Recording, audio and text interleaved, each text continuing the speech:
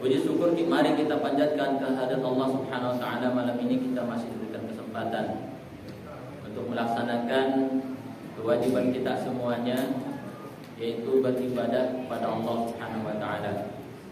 Mudah-mudahan rangkaian ibadah yang kita laksanakan dari dulu, wabil khusus dari awal Ramadan sampai sekarang, menjadi ibadah-ibadah yang makbulah, yang diterima oleh Allah Subhanahu wa taala. Di awal sebenarnya tadi sudah menyampaikan apa yang menjadi landasan kultum pada malam hari ini, yaitu suatu ayat yang memerintahkan kita untuk sama-sama saling mengingatkan. Rasulullah SAW dalam salah satu hadisnya pun mengatakan, "Man lam yahtam bi amril muslimin falaysa minhum." Siapa yang tidak memiliki perhatian terhadap urusan kaum muslim, maka dia dianggap bukan dari golongan mereka. Maka dari itu izinkan saya pada kesempatan kali ini memberikan catatan. Kalau malam kemarin Ustaz Farhan memberikan catatan, maka malam ini pun insya Allah saya selaku perwakilan daripada DKM menyampaikan catatan juga untuk mudah-mudahan menjadi evaluasi kita semua. Yang pertama, saya atau kami pernah bertanya kepada ananda-ananda yang alhamdulillah sholat di masjid kita, tapi kita tahu semua bagaimana kualitas sholat ananda-ananda ini.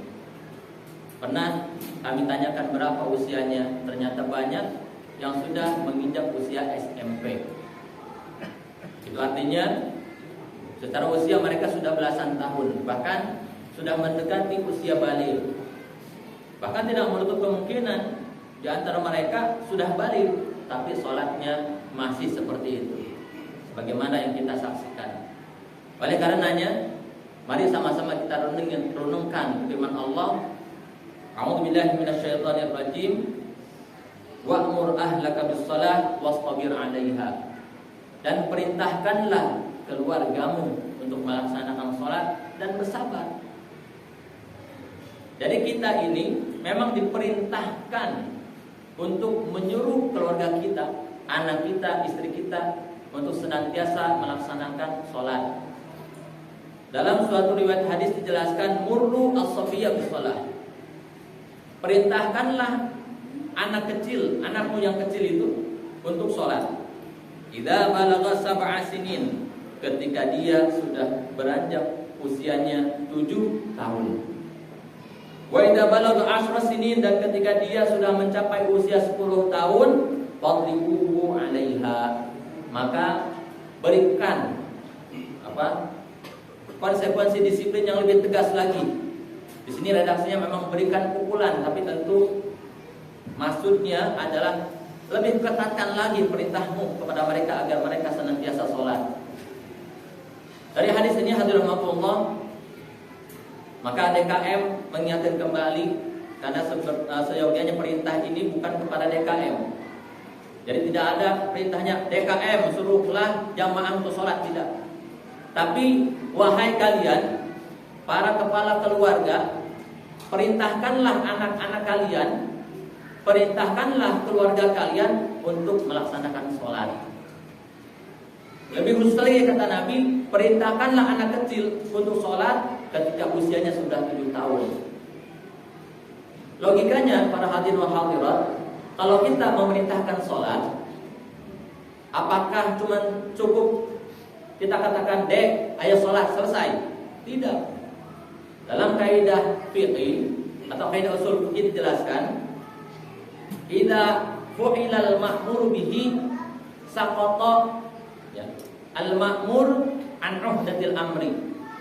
Jadi maksudnya dikatakan selesai itu perintah kalau perkara yang diperintahkan selesai dilaksanakan. Jadi kalau kita memerintahkan anak kita, "Dek, sholat", perhatikan, kita harus perhatikan dari mulai dia takbir sampai salam selesai, baru berarti kita sudah melaksanakan perintah sholat. Gitu. Jadi jangan sampai kita berpikiran saya orang tua sudah memerintahkan selesai, tidak. Justru kita orang tua bertanggung jawab untuk mendidik anak kita sehingga ketika kita perintahkan sholat mereka bisa melaksanakan sholat dengan benar. Itu sudah usia 7 tahun. Bayangkan anak-anak kita sudah belasan tahun belum bisa juga sholat dengan benar, bacaan masih banyak yang belum hafal. Jangan sampai nanti di akhirat malaikat bertanya, kamu ini banyak sholatnya yang bolong-bolong, kamu ini sholatnya banyak yang gak benar, kamu layaknya masuk neraka contohnya. Karena sebenarnya neraka surga urusan Allah, tapi kita contohkan seperti itu. Si anak bisa protes, wahai malaikat, saya seperti ini bukan karena saya, tapi karena orang tua saya tidak memberikan saya pendidikan. Orang tuanya meskipun rajin sholat ke masjid tetap kena kalau seperti itu. Makanya ayat tanggung jawab kita semua untuk mendidik anak kita. Bagaimana caranya? Usia 7 tahun kita perintahkan sholat, dia sudah bisa sholat dari mulai takbir sampai salam. 10 tahun kita harus pastikan sholat dia tidak bolong-bolong, sehingga nanti masuk usia balik anak kita sudah terbiasa untuk sholat dengan baik dan benar dan tidak bolong-bolong.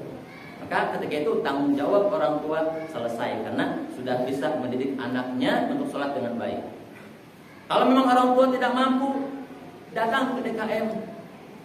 DKM tolong didik anak saya sholat, tapi orang tuanya dengan niat datang ke DKM menyerahkan anaknya, biar anaknya itu benar-benar diserahkan ke DKM, sehingga DKM itu tidak ujug-ujug datangin anaknya melawan, tidak.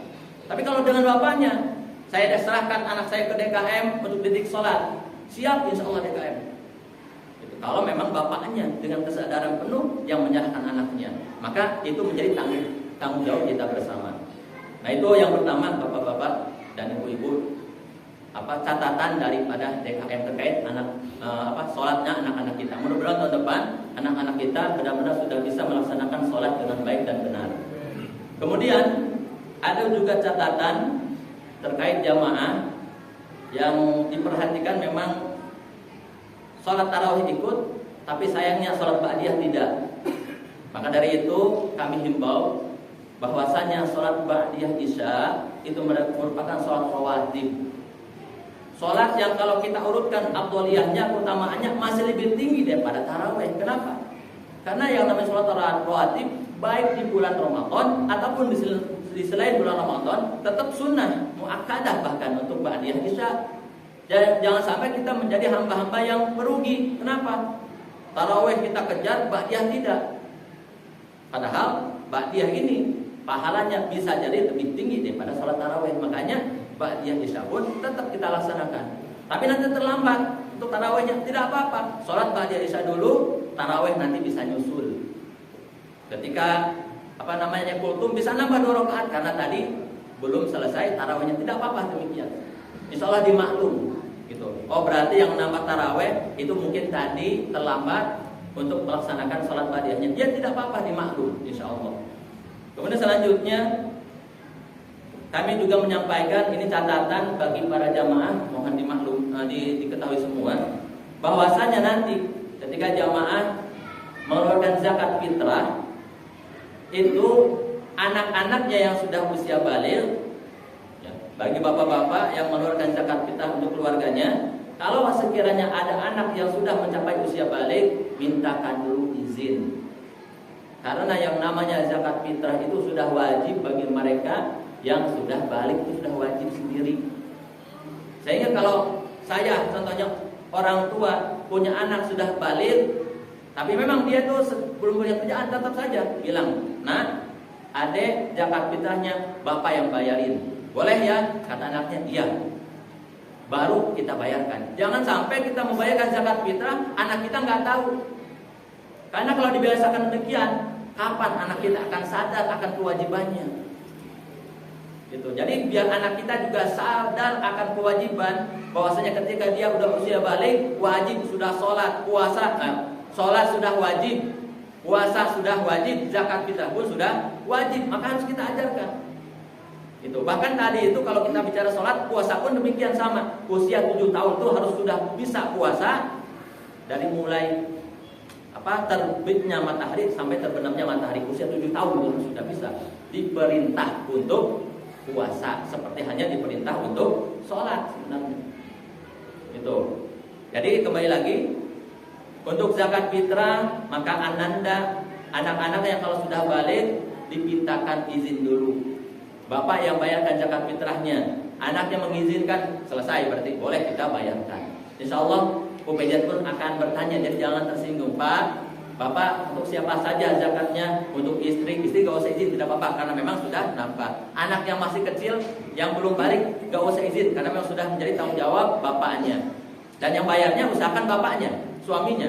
Kalaupun nanti yang bayarnya itu adalah istrinya, maka bilang dulu istrinya ke bapaknya, Pak, saya aja yang menyerahkan ke amilnya, tapi bapak tetap yang berniat untuk mengeluarkan zakat fitrahnya. Nanti anak yang sudah balik beritahukan dulu, mintakan izin, baru kalau sudah diizinkan bayarkan zakat fitrahnya. Itu. Kemudian terkait kadar zakat fitrah, kita sudah sepakati untuk mengikuti Basnas boleh, yaitu 2,5 kg atau 3,5 liter. Kalau ada yang ingin lebih dari itu dipersilahkan. Mungkin ada yang ingin lebih afdol, sebagai langkah kehati-hatian boleh minimal 2,75, 2 kilo 7,5 ons. Boleh seperti itu lebih afdol, lebih utama. Atau bahkan langsung saja 3 kilo, itu tidak apa-apa. Tapi kalau kita melihat sekarang, di mana minyak 1 kilogram ternyata tidak 1 kilogram, dan masih banyak juga yang demikian, termasuk beras, mangga. Jadi pastikan kalau memang ingin mengikuti fatwa daripada Basnas yang mengatakan 2,5, pastikan ukuran berasnya pas 2,5. Upejat tidak mau menghitung lagi, tidak mau. Silahkan pastikan di rumah masing-masing, ketika menyerahkan zakat fitrahnya maka takarannya sudah sesuai. Jangan sampai seperti kasus minyak. Ketika ditulis di sana 1 liter, pas dihitung kurang dari 1 liter. Kemudian untuk jenis berasnya, jangan sampai kita makan berasnya beras premium, giliran kita zakat fitrah malah berasnya yang lebih rendah. Itu tidak sah kalau demikian. Tapi kalau seandainya kebalikannya, kita biasa menggunakan beras biasa, kemudian kita sedekahnya atau zakat fitrahnya menggunakan beras yang lebih bagus, itu afdol, lebih utama. Dan minimalnya kita sama, harus sama. Kalau ingin zakatnya sah, maka beras yang kita konsumsi tiap hari, kalau premium maka zakat fitrahnya juga harus premium. Kemudian untuk fidyah tadi saya sudah browsing, ternyata Basnas Kota Bogor telah menetapkan untuk fidyah di Kota Bogor itu 20.000 per hari. Sehingga bagi para jamaah yang mungkin ada keluarganya yang sakit tak kunjung sembuh, atau yang sudah syekhun kabir, sudah sepuh, memang sudah tidak bisa puasa lagi, maka setiap hari puasanya diganti dengan fidyah. Kalau pakai uang berarti 20.000 sebagaimana fatwa Basnas. Kalau pakai beras berarti 1 mud, yang kalau kita hitung berarti kurang lebih 6,7 atau 7, katakan 7 ons. Kalau dibulatkan ya 1 kilo lah gitu. 1 kilo saja. Itu 1 kilo untuk berasnya, itu 1 mud. Itu bagi yang ingin membayar fidyah. Bagaimana dengan ibu-ibu? Silakan. Ibu-ibu yang mungkin dulu pernah tidak puasa ketika menyusui, ketika hamil, atau mungkin yang menyusui hamil ya, kalau ibu-ibu, kalau memang tidak puasanya karena khawatir akan si bayi, maka memang harus bayar fidyah selain qadha. Tapi kalau memang mengikuti fatwa yang fidyah saja, maka silakan bayarkan fidyahnya. Bayarkan fidyahnya sebagai pengganti daripada puasa. Itu. Selanjutnya terkait zakat fitrah, dan semalam sudah disampaikan kapan kita wajib zakat fitrah. Zakat fitrah yaitu wajibnya ketika kita mendapatkan sebagian dari Ramadan dan sebagian daripada Idul Fitri. Jadi kalau seandainya ada yang meninggal di akhir bulan Ramadan, tidak sampai dia mendapatkan waktu Syawal, maka tidak wajib. Atau ada yang lahir pas malam takbiran, artinya dia tidak mendapatkan Ramadan, maka tidak wajib. Itu. Tapi kalau lahirannya sebelum maghrib, wajib zakat fitrah. Kalau meninggalnya setelah maghrib, wajib zakat fitrah, karena sudah mendapatkan sebagian dari Ramadan dan sebagian daripada bulan Syawal, itu baru wajib. Hanya saja untuk antisipasi, ulama memperbolehkan untuk dibayarkan zakat fitrah dimulai tanggal 1 Ramadan. Makanya UPJ sudah membuka dari tanggal 1, kami sudah silakan yang ingin bayar zakat fitrah, karena berhubung bulan Ramadan sekarang itu tanggalnya sama, tanggal 1 Ramadan, tanggal 1 Maret. Ya gajiannya tanggal segitu. Nanti pas akhir bulan belum gajian, belum zakat fitrah, kan takutnya seperti itu. Makanya dikedepankan ya tidak apa-apa, gitu, untuk kemaslahatan. Kemudian ini catatan terakhir terkait i'tikaf. Hadirin wal hadirin rahimakumullah, i'tikaf itu hukumnya sunnah, dan lebih sunnah lagi atau dikuatkan lagi kesunahannya ketika masuk bulan Ramadan di 10 terakhir. Gitu. Dan tadi oleh ananda kita sudah diumumkan, bagi yang ingin berpartisipasi silahkan. Tapi sebelum itu kita sepakati dulu, ilmunya harus punya, harus bekali dengan ilmu. Untuk i'tikaf kita masuk ke masjid harus niatnya sebagaimana yang dibimbing oleh tadi ya, kita katakan yang petugas pengumuman, atau kalau ingin lebih keren lagi diniatkan nazar. Contoh, kita lapatkan lillahi alayya i'tikaf, atau nazarul i'tikaf, saya bernazar i'tikaf ya Allah, harus ucapkan. Baru nanti setelahnya dalam hati kita niat, ya Allah saya niat nazar i'tikaf tadi. Maka ketika kita berdiam di masjid untuk i'tikaf seperti tadi modelnya, kita mendapatkan pahala i'tikaf wajib, bukan lagi i'tikaf sunnah, dan ini pahalanya lebih besar. Kemudian di antara syarat i'tikaf itu tidak boleh keluar dari area masjid.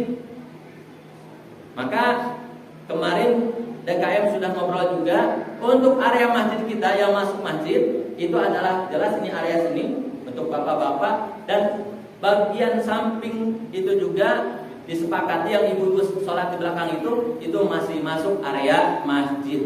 Karena kaidah al-harimu lahu hukmu ma huwa harimun lahu. Jadi sesuatu yang berdampingan dengan masjid, maka dia pun dikaitkan mendapatkan hukum seperti halnya masjid. Jadi ibu-ibu kalau nanti i'tikaf boleh di tempat ibu-ibu sekarang, tapi untuk di tempat akuarium atau di majlis taklim itu disarankan tidak, karena dulu akadnya itu memang bukan untuk masjid, itu untuk tempat pendidikan alias majlis taklim. Sehingga kalau i'tikafnya ibu-ibu di sana, maka tidak dikatakan sah i'tikafnya, karena itu bukan daripada area masjid. Sehingga di sini kami sampaikan, bagi bapak-bapak, ibu-ibu yang ingin i'tikaf di masjid, jangan lupa niatkan untuk i'tikaf. Untuk kadarnya paling sebentar itu adalah kadar tumanina. Untuk batasan maksimalnya terserah, mau sehari semalam bahkan seminggu silahkan, gitu. Dan untuk keabsahannya jangan sampai keluar daripada area yang disebut dengan masjid. Dan untuk keabsahan toharohnya, sucinya itu, kalaupun kita tidak punya wudu tidak apa-apa, karena syarat sah i'tikaf itu adalah suci dari hadas besar. Hadas besar mandi dulu. Tapi kalau seandainya sekedar kentut alias kita ini memang tidak punya hadas kecil, itu tidak sampai membatalkan i'tikaf. Tapi afdolnya ketika i'tikaf kita tetap memiliki suci, atau kita harus suci dari hadas kecil, itu afdolnya. Itu saja mungkin hadirin yang bisa disampaikan. Kurang lebihnya kami sampaikan maaf. Wallahu muwaffiq ila aqwamit thoriq. Assalamualaikum warahmatullahi wabarakatuh.